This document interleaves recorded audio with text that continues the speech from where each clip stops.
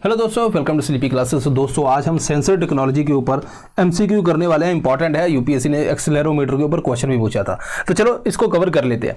जो पहला क्वेश्चन है, तो आपको क्या करना है कि क्वेश्चन पढ़ा है ना, उसके बाद वहां पे आप स्टॉप कर लो, तो देन आंसर सोचो कि क्या है, देन उसके बाद हम डिस्कस करेंगे। यहाँ पे प्रॉक्सिमिटी सेंसर के बारे में पूछा गया है। प्रॉक्सिमिटी सेंसर ये क्या है, तो यहाँ पे पहली स्टेटमेंट कहती है ये फोटो डिटेक्टर है, used for detecting the sum of ambient light nearby and appropriately reduces the mobile screen's light. Second है, the sensor are used in mobile phones to save the power consumption. तो यहाँ पे अगर answer देखें तो ये statement सही है, ये स्टेटमेंट गलत है, तो अपना आंसर क्या आता है? अपना आंसर यहाँ पे आता है टू ओनली। ठीक है दोस्तों, तो ये तो हो गया पहले क्वेश्चन। अब सवाल है इसको समझने का। प्रॉक्सिमिटी सेंसर क्या होता है दोस्तों? फोन के अंदर होता है। जैसे मान लो आपने किसी को कॉल किया, आप यहाँ पे ऐसे कान के पास जब लेके जाते हो ना, तो लाइट बंद हो जाती है। ठीक है, वो बेसिकली ये इंफ्रारेड बेस्ड होता है। यहाँ पे एक बीम निकलता है इसमें से, ठीक है। अब वो निकला आपके कान से टकरा के वापस रिफ्लेक्ट होके गया, मतलब यहां से निकला, यहां से टकराया, वापस होके उसके अंदर घुस गया। उससे बाद में वो डिटेक्ट हो जाता है कि कोई ऑब्जेक्ट पास में है और वहां पे लाइट बंद हो जाती है। ये बेसिकली पावर सेव करने के लिए। ठीक है जी। अब ये और जगह भी बहुत यूज होता है, पार्किंग के अंदर यूज होता है कि कोई अगर ऑब्स्टेकल है तो लाइट बीम ऐसे टकराया वापस आया, तो वहां से जो चीज हम उस चीज को रोक देते हैं कि हाँ आगे कुछ है। देन यहाँ पे ऑटोमेशन के अंदर भी इसका यूज होता है। सेकंड क्वेश्चन देखते फिर। इससे पहले दोस्तों रैपिड रिवीजन, आपको पता है कि हर साल की तरह इस साल भी हम रैपिड रिवीजन लेके आ रहे हैं। 11 अप्रैल से ये स्टार्ट है और यहाँ पे सुबह से लेकर शाम तक जो है टीचर यहाँ पे पूरी डिटेल में आपको बताएगा।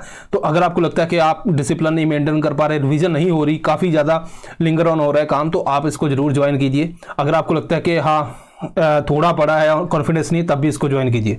तो यहाँ पे आप सीसेट प्लस डीएस का कोर्स भी ले सकते हैं, अलग अलग भी इनको ज्वाइन कर सकते हैं। यहाँ पे आप कॉल कीजिए, यहाँ पे दोस्तों मेल कीजिए, आपको मजा आएगा और हमें भी। चलिए सेकंड क्वेश्चन देखिए, एक्सेलेरोमीटर एंड जायरोस्कोप। देखो इसके ऊपर क्वेश्चन, एक्सेलेरोमीटर के ऊपर तो यूपीएससी ने पूछ लिया। स्टॉप करके भी आंसर निकालो, फिर इसके ऊपर बात करते हैं। यहाँ पे बात करेंगे दोस्तों, तो एक्सेलेरोमीटर प्राइमरली जो लीनियर एक्सेलरेशन देता है, जायरोस्कोप एंगुलर, तो ये तो ठीक है। Gyroscope is indispensable in navigation system, ship and aircraft, ये भी ठीक है। Accelerometer laptop detect the hard drive from damage, ये भी ठीक है। तो सारी स्टेटमेंट यहाँ पे सही है। अब बात करते हैं दोनों के बीच में फर्क क्या है। देखो फोन ऐसे आपने पकड़ा है, उसको बाद में हमने ऐसे किया है ना, कोई भी डॉक्यूमेंट पढ़ते हैं, अदरवाइज तो हमें डिफिकल्टी होगी। वो लैंडस्केप, वो कौन सा है? वो एक्सेलेरोमीटर का काम है। अब पहले क्या होता था, मान लो आप कोई गेम खेल रहे हो, तो ठीक है, इस तरह से मोबाइल को आपने पकड़ा हुआ है यहां से, तो कोई भी यहाँ पे कार, कोई रेसिंग वाली गेम खेल रहे हो, कार इधर जा रही इधर जा रही, आप हाथ से इसको ऐसे ऐसे कर रहे हो, है ना। अब क्या होता है कि आप ऐसी गेम्स आ गई हैं, आपने मोबाइल पकड़ा, आप थोड़ा सा उसको ऐसे ऐसे करते हैं तो कार अपने आप सेंटर में डायरेक्शन चेंज करती है। इसका काम है जायरोस्कोप का।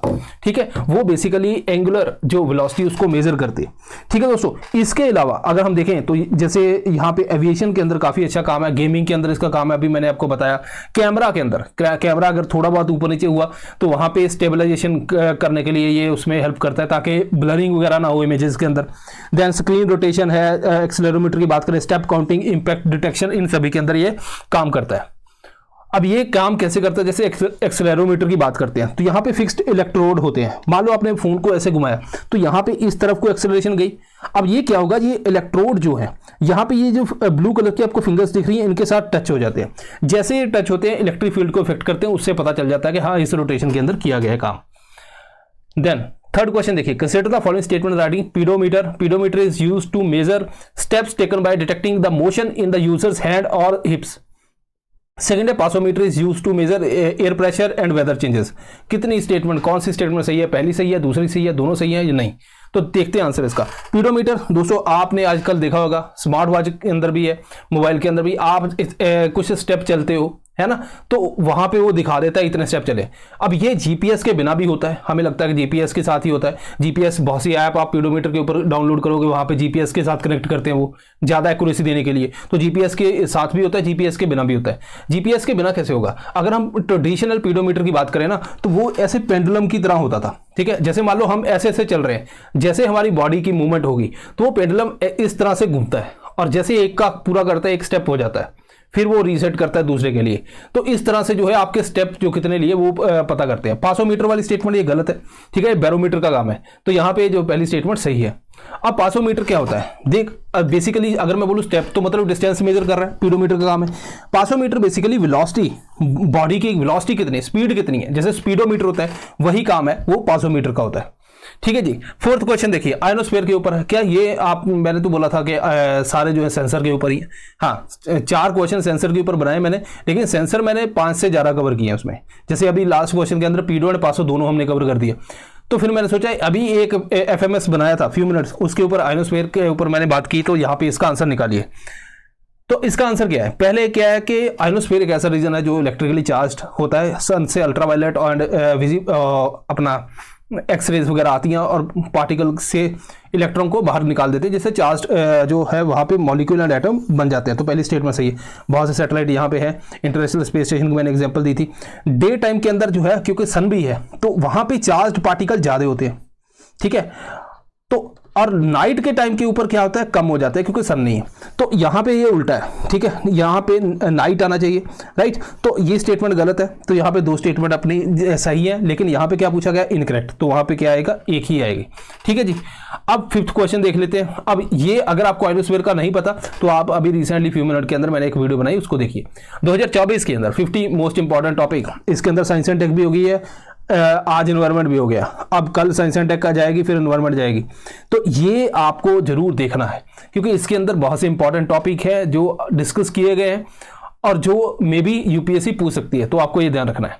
लास्ट क्वेश्चन देखिए, अब ये सेंसर के ऊपर है, एम्बिएंट लाइट सेंसर, इसका क्या काम है, ठीक है दोस्तों। चारों स्टेटमेंट पढ़े और इसका आंसर निकाले। तो आंसर देखते हैं इसका क्या है।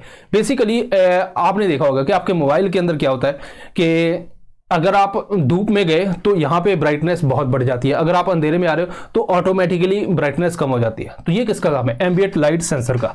ये बेसिकली फोटो डिटेक्टर है जो एडजस्ट करता है मोबाइल की स्क्रीन लाइट को, इससे भी बैटरी सेव होती है। तो ये कुछ इंपॉर्टेंट जो चीज़ें थी जो मैंने यहाँ पे डिस्कस की। मैंने सोचा चलो सेंसर के ऊपर बात कर लेते हैं, कई बार ऐसे ही क्वेश्चन आ जाता है ना एग्जाम के अंदर। सो होपफुली मुझे लगता है कि आए क्वेश्चन तो आपका ठीक होगा, जो ये वीडियो देखेगा, जो इससे बेनिफिट जिसने लिया होगा। सो दिस इज ऑल, मिलते हैं next time. Thank you very much.